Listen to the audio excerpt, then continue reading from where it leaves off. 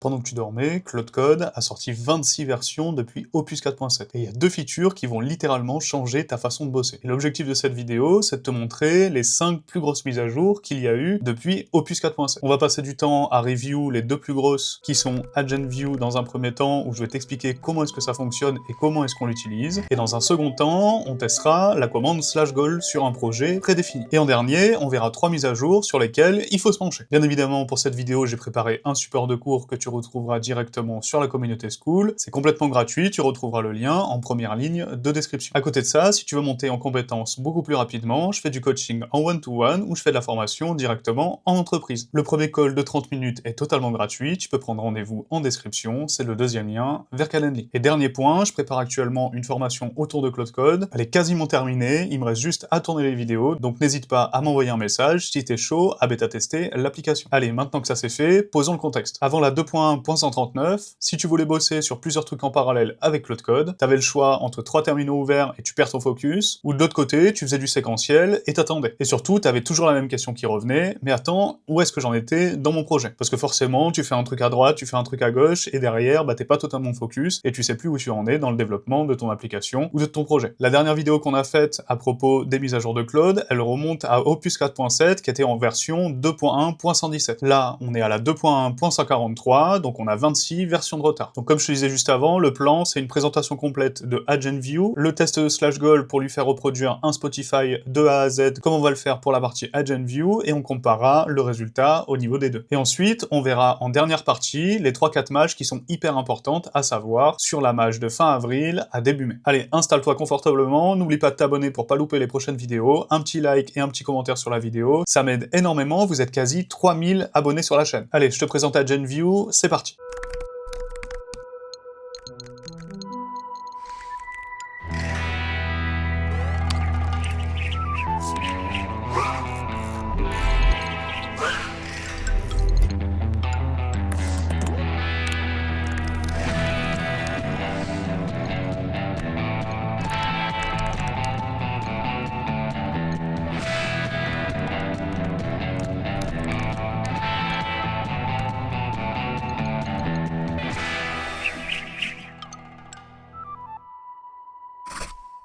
Donc comme tu peux le voir, je t'ai fait un petit schéma, que tu peux voir juste ici, pour justement symboliser ce que c'est AgentView. Aujourd'hui, c'est l'une des features qui, pour moi, permet de travailler beaucoup plus rapidement. Avant, tu étais obligé d'avoir je sais pas combien d'onglets ouverts sur ton terminal. Aujourd'hui, tu peux avoir un seul onglet ouvert avec ton système d'AgentView et pouvoir gérer plusieurs projets en même temps. Donc l'objectif de cette première partie, ça va être de t'expliquer comment est-ce que ça fonctionne, parce que quand je suis arrivé dessus, bah j'étais un peu perdu. Donc je suis allé lire la doc pour toi, j'ai fait un récap comme tu peux le voir à l'écran, et derrière, je vais te faire une démo pour t'apprendre à l'utiliser. Donc déjà, comment est-ce qu'on le lance? On tape juste Claude Agents. Ça va démarrer une interface qui va te permettre de mettre un premier prompt et d'ensuite en caler plusieurs et pouvoir les gérer au fur et à mesure. Au niveau des états de session, tu as 6 états de session différents. Tu vas avoir Working, quand Claude est en train de travailler. Tu vas avoir Needs Input, quand Claude attend une réponse ou une permission. Tu vas avoir IDLE, c'est une session qui est prête ou en attente. Après, tu vas avoir le statut Complete quand une tâche est terminée avec succès. Tu pourrais avoir également le statut Failed, quand la tâche s'est terminée mais avec une erreur. Et ensuite, tu peux avoir le statut stoppé quand tu vas faire CTRL+X directement sur l'agent. Maintenant qu'on a vu les états de session, on va passer au workflow pour te donner un ordre d'idée de comment est-ce que ça fonctionne. Tout d'abord, après ton premier prompt, ça va ce qu'on appelle dispatcher. Ça veut dire que tu tapes ton prompt, tu fais entrer et ça va lancer une session directement en background qui apparaîtra tout au-dessus. Et ce tout au-dessus, ça s'appelle le moniteur. C'est des sessions qui sont regroupées soit par état, soit par dossier. Et tu as la possibilité de trier avec les commandes qu'on verra juste après. Ensuite, tu as le pic que tu vas déclencher avec space pour voir le dernier output ou la dernière question en attente. Derrière, une fois qu'il a exécuté quelque chose et qu'il n'a pas forcément tout le contexte, tu vas pouvoir reply directement. Et ensuite, tu vas avoir deux possibilités sur la liste. Soit tu fais entrer, soit flèche de droite pour accéder directement à l'agent comme si tu avais un Claude Code ouvert. Et si tu veux retourner,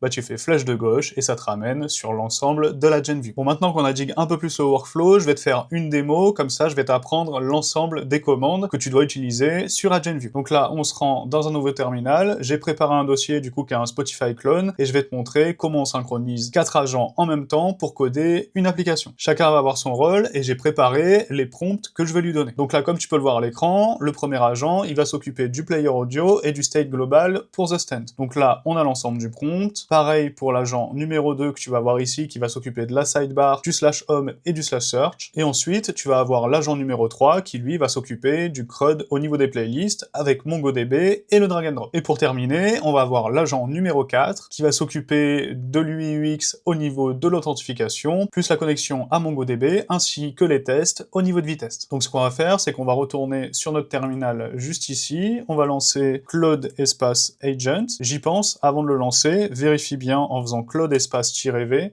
que tu es bien en 2.1.139 minimum, sinon tu n'auras pas accès à cette fonctionnalité. Pour rappel, pour mettre à jour, c'est assez simple, tu tapes Claude espace update. Mais normalement, il se met à jour tout seul. Donc pour lancer cette commande, on fait Claude espace agents, et là, normalement, tu devrais arriver sur un truc totalement vide. Et donc là, ce qu'on va faire, c'est qu'on va start une commande en background. Donc on va récupérer notre premier prompt qui est juste ici pour la partie player et audio de The Stand. On va se mettre tout en bas, on va copier, on va retourner ici sur nos agents en background, et là, on va faire entrer. Et donc là, tu vois, working, et il y en a un qui est en train de travailler, du coup, sur la partie player. Ensuite, on va reprendre les autres, donc on va aller sur la partie 2, qui est juste ici, hop, on va faire copier, on va retourner à l'intérieur, et on va faire commande V directement. Ensuite, on va récupérer notre agent numéro 3, qui doit être hop, juste ici. Ok, donc là, on a un petit souci ici, donc pas de souci, on va se mettre là, et on va lui dire « Copie-moi le prompt de l'agent 3, s'il te plaît ».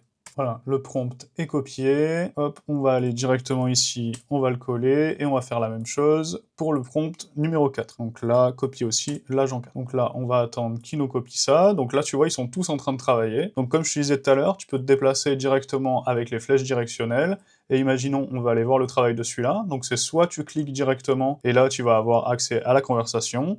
Là, pour faire retour, c'est assez simple, tu fais flèche de gauche, et ça reviendra directement sur la vue d'AgentView. Ensuite, on a exactement la même chose pour les autres, et on va juste aller voir en dessous, donc là c'est bon, il a copié l'agent 4, on va pouvoir le lancer directement ici. Et là, tu vas me dire, mais comment est-ce que je fais pour avoir AgentView sur différents projets? Bah, je vais te montrer. Là, on va faire un CTRL-T, on va faire cd/user/document/poc, et on va aller récupérer un projet que j'ai fait récemment.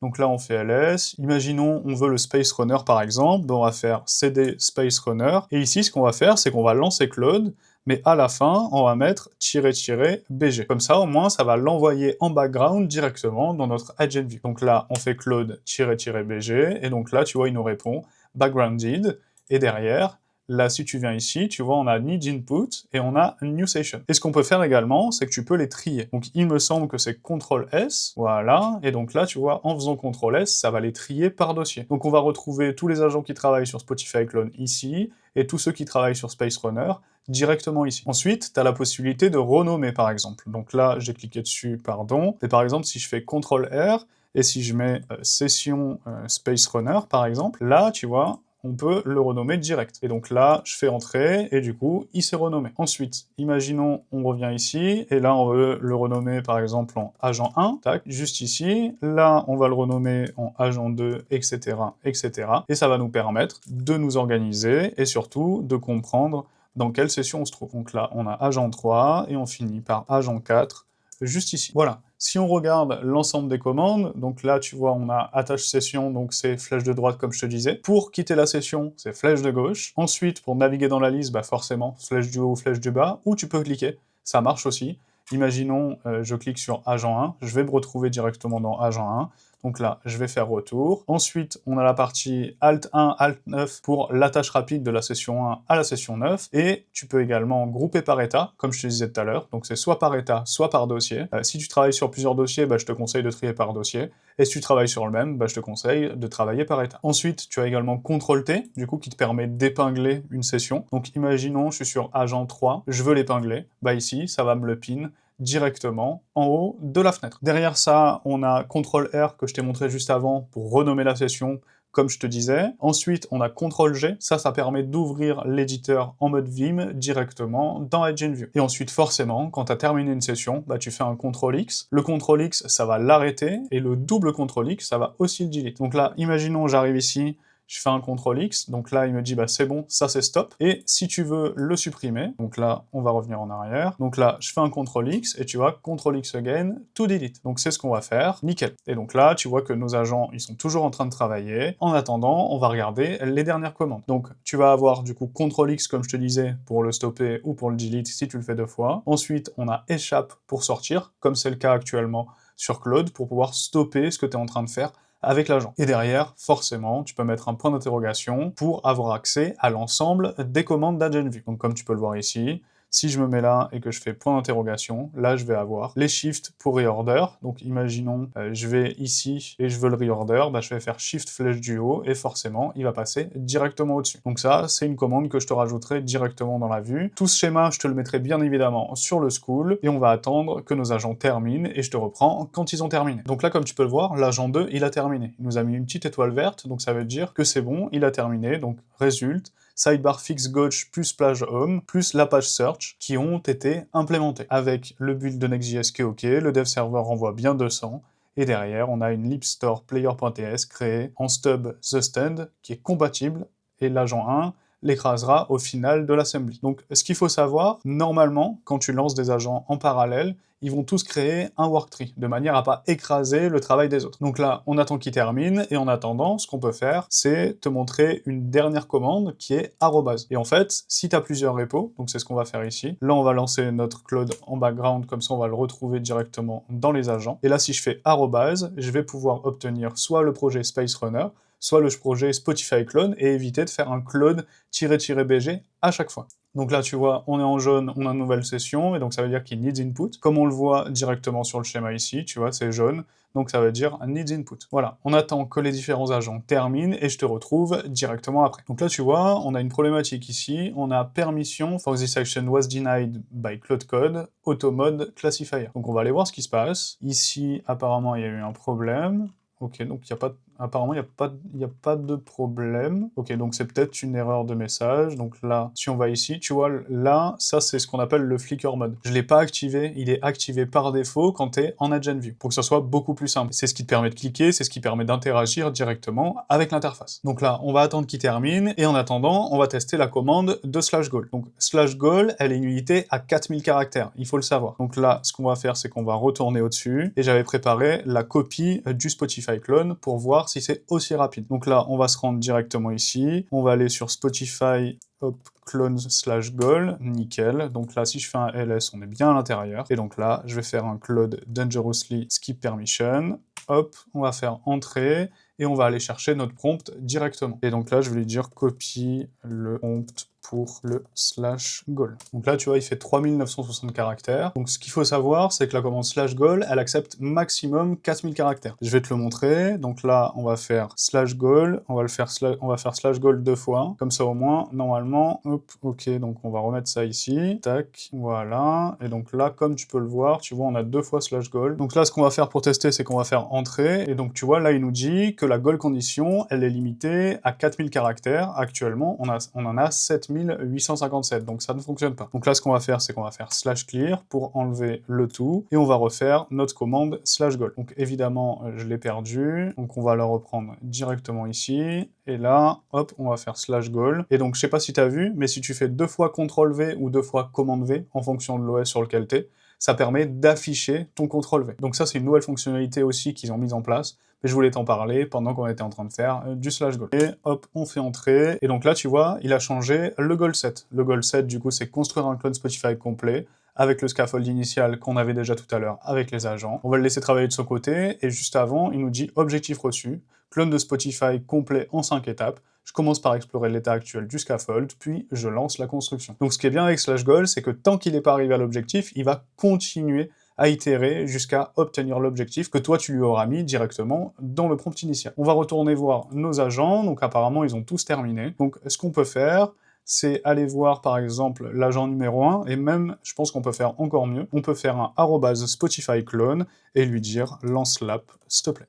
Donc là, on peut aller directement à l'intérieur en faisant entrer, et normalement, il devrait nous lancer notre application. Donc il va lire le package.json, il va lancer notre npm run dev, que tu vas retrouver juste ici. Tu vois, si on passe en bas avec la flèche et qu'on fait entrer, on voit bien notre Spotify clone qui a été démarré sur le localhost 3000. Donc là, on va attendre qu'il termine. Ok, donc là, on est d'accord. Ça a l'air de fonctionner. Je vais faire échappe et je vais attendre.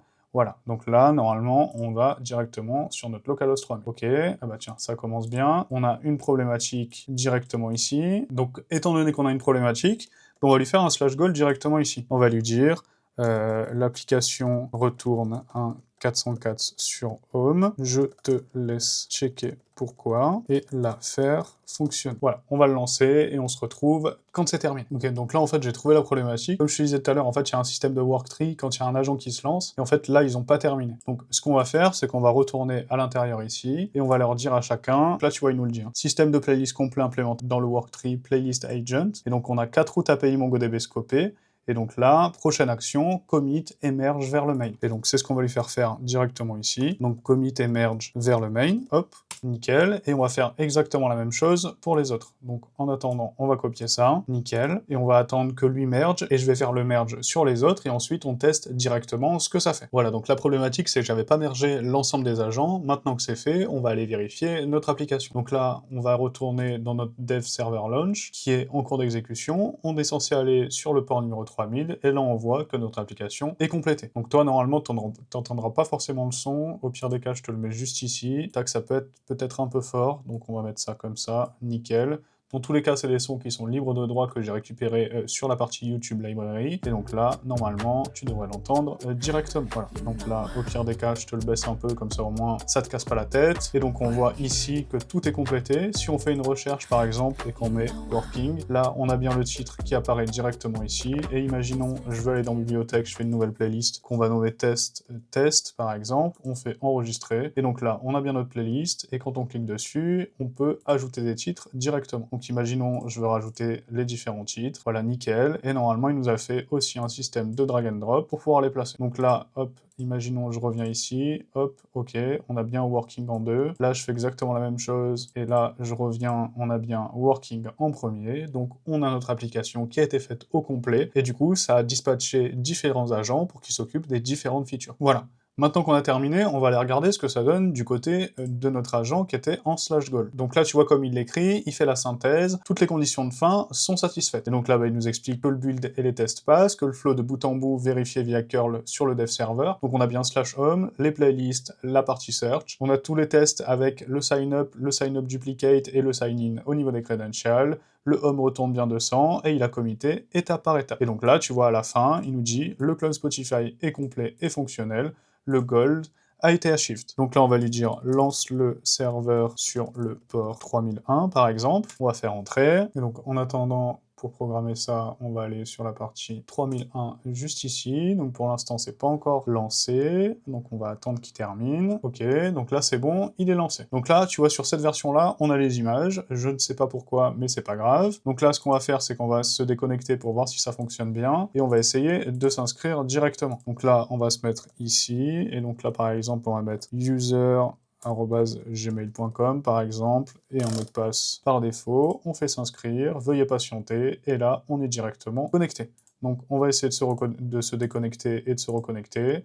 La connexion fonctionne bien. Derrière, si on va dans Bibliothèque, qu'on fait nouvelle playlist, hop, juste ici, qu'on fait enregistrer, là, on va pouvoir accéder directement à notre playlist. C'est un peu différent de tout à l'heure, mais c'est quasiment la même chose. Donc là, quand on clique, voilà, instantanément, ça rajoute nos titres. Et normalement, on devrait avoir le système de drag and drop comme tu peux le voir à l'écran, donc ça a l'air de fonctionner. On a Defog en premier, on va faire recherche, on va revenir sur notre playlist, on a bien Defog en premier, et là, si on passe Defog en quatrième et Tonight Again en top 1, et qu'on fait ça, et qu'on revient dessus, on a bien l'ordre qui est sauvegardé. Voilà, donc quand tu fais un /goal, tu peux le laisser tout seul, lui, il va travailler de son côté, et une fois qu'il a terminé, il te tient au courant, et il te dit, bah c'est bon, l'objectif a été atteint. Donc c'est une feature qui est vraiment pas mal. Imaginons, tu veux faire un MVP, ou tu veux faire un proof of concept, bah derrière, tu as la possibilité de lui dire, bah mon objectif c'est ça, essaye de le mettre en place, et on se retrouve quand t'as terminé. Donc on a aussi le système de recherche, hein. Imaginons, là je cherche again, comme tout à l'heure, bah là, on va avoir directement l'affichage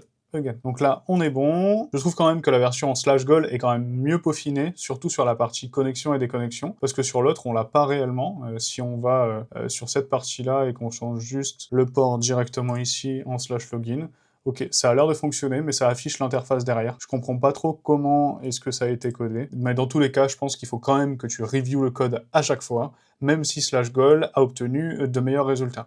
Je pense qu'il y a peut-être dû y avoir aussi des conflits au niveau des worktrees, mais je pense que quand tu as déjà un projet qui est en place, utiliser différents agents, ça permet d'aller beaucoup plus vite, de donner différents objectifs, et surtout, tu peux aussi utiliser /goal directement dans le système d'AgentView. Voilà, on a terminé pour ces deux grosses features, on passe aux dernières mises à jour qui sont importantes sur cette nouvelle version de Cloud Code de fin avril jusqu'à début mai. Donc tout d'abord, on a /usage qui a changé, comme je peux te montrer juste ici. Par exemple, on fait /usage, et tu verras que ça a un petit peu changé. Maintenant, tu as tout qui est à l'intérieur de la même commande, et surtout, sur la dernière mise à jour 2.1.143, ça ajoute la projection de coût. Claude te dit à peu près combien tu vas dépenser pour le reste de ta session, et ça, c'est hyper intéressant. C'est utile au quotidien quand tu veux pas exploser ton budget, et c'est également utile pour les power users qui veulent garder un œil sur leur token. Et c'est pas tout. À l'intérieur, tu vois, il te dit le résumé des dernières 24 heures. Donc là, par exemple, pour mon cas, il me dit, bah là, 41% de ton usage, il était à 150 000 tokens de contexte. Donc tu vois, il nous explique, hein, plus ta session est longue, plus ça va être cher au niveau du cache, et derrière, il te dit, hésite pas,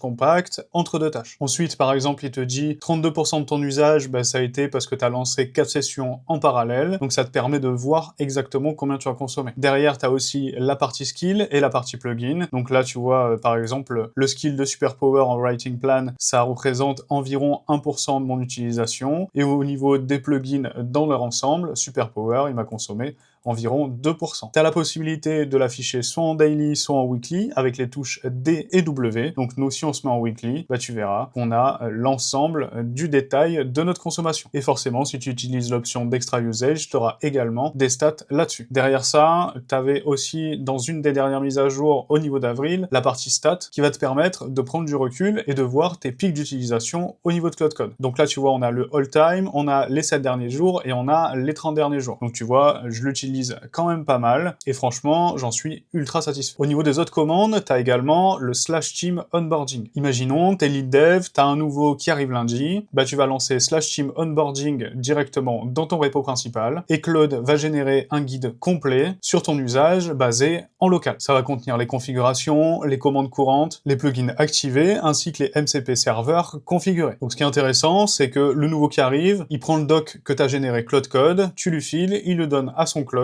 et en 10 minutes, il est quasiment setup, alors que en réalité, ça t'aurait pris quasiment 3 jours. Donc ça, c'est à tester sur ton repo le plus actif, et c'est vraiment game changer au niveau des équipes. Ensuite, l'équipe de Cloud Code a également ajouté la commande /TUI. TUI, ça veut dire Terminal User Interface. Donc ça permet directement de le mettre en full screen. Donc imaginons, on est ici, on va faire échappe, et là on va faire /TUI, espace full screen, ou default, si tu veux revenir à l'origine. Et donc là, tu fais un /TUI full screen, et là, ça va charger directement. Ok, donc là, c'est bon, ça vient de se mettre à jour, et donc tu vois qu'on est directement en full screen. Donc là, normalement, on est bon, et tu vas me dire, bah, le /TUI full screen, à quoi ça sert? Bah, pendant longtemps, il y avait certains utilisateurs qui se plaignaient de différents flashs au bout d'une longue session au niveau de Claude. Et donc là, ça devient tout lisse, c'est directement en plein écran, et surtout, comme l'a dit l'équipe de Cloud Code, ça consomme beaucoup moins de ressources. Si tu fais des sessions longues, bah, tes yeux te remercieront. C'est un petit détail UX, mais vraiment, c'est un game changer au niveau de la consommation de ton ordi pour le rendu, et ça te permet de faire des sessions longues sans avoir à reset, ou à clean, ou à compact. Et dernier petit point, ils ont également rajouté le fast mode sur Opus 4.7. C'est disponible depuis la 2.1.142,